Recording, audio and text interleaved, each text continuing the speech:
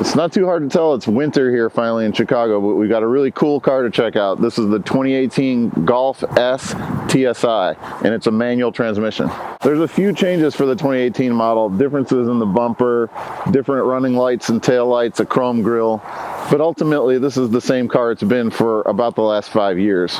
This is a really light car for a 1.8 liter turbocharged engine, but even with this manual transmission, it still suffers a little bit in traction because of these all-season tires. If this had a better tire, it would be even more fun.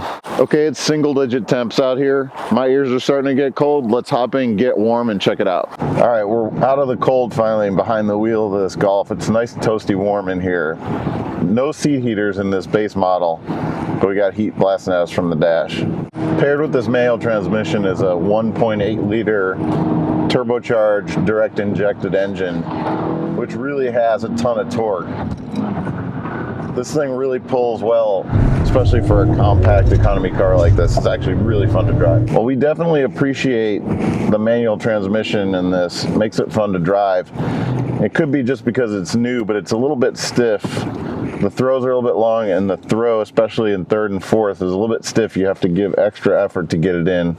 Hopefully that would soften up over time, but again, we're just happy that they're offering a car in a manual when so many don't.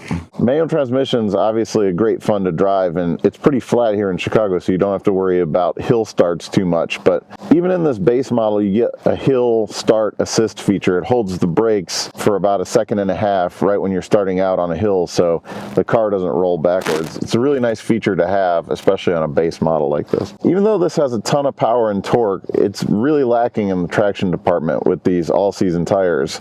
Of course, you would want an all-season tire on the base model, but they don't seem to work as well in the snow as we'd like, as we have a ton of snow out here right now. We had the chance to check that out.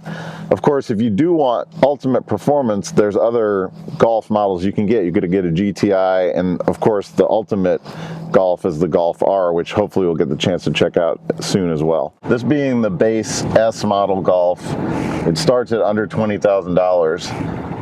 You know, when they say under $20,000, they mean just under $20,000. It's $19,800.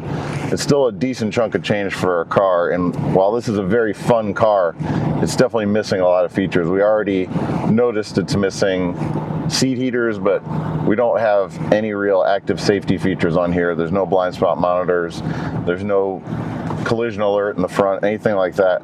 This is just kind of as basic as you get, and while that appeals in some way to some people that don't like all of that gadgetry, you know, it's nice to especially have some of those safety features. One feature we definitely wish this had is automatic climate control. Again, budget version, we get it. You've got to save some money here and there, but having this manual heat, you're constantly fiddling with it. It's a reminder, kind of the way cars used to be, when the temperature was never quite right. It was always, you were either too hot or too cold. We kind of take for granted now every car coming with automatic climate. We wish this one did too. Of course, being the base model, this, as you would expect, has the base infotainment system. It's a smaller screen, a lot less features, but we do find this is easy to use. There's a couple of features here that we really like. There's a couple of things that have us scratching our head, but we'll talk about that in a second. One of the things we really like about this system is the really simple car menu here. You've got all of the options. You can change when the lights dim, how long they stay on, which door locks open when you press the button, traction control, everything's available right here. The only thing that's strange is this is a touchscreen, but it doesn't actually scroll. You have to use the knob and then you can select the options. It's just kind of weird if you have a touchscreen why it wouldn't scroll.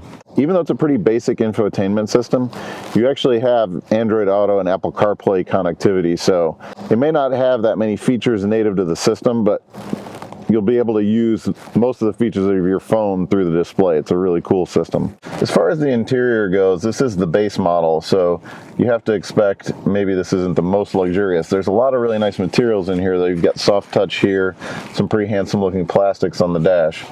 Overall, not too bad, but one of our favorite features is this armrest in the center here. You know, it's kind of, with a manual transmission, you really want to be able to adjust the height of this. So not only is this height adjustable, but you can bring it front to back depending on how tall you are. It really lets you have a comfortable position for your elbow to use the stick shift, which is really critical. So what do we think about this 2018 Golf? Well, it's definitely a great value starting at under $20,000. Manual transmission is great, but this is missing a few key features that we wish we had. Still, we're glad you can get a small, light hatchback with a manual transmission.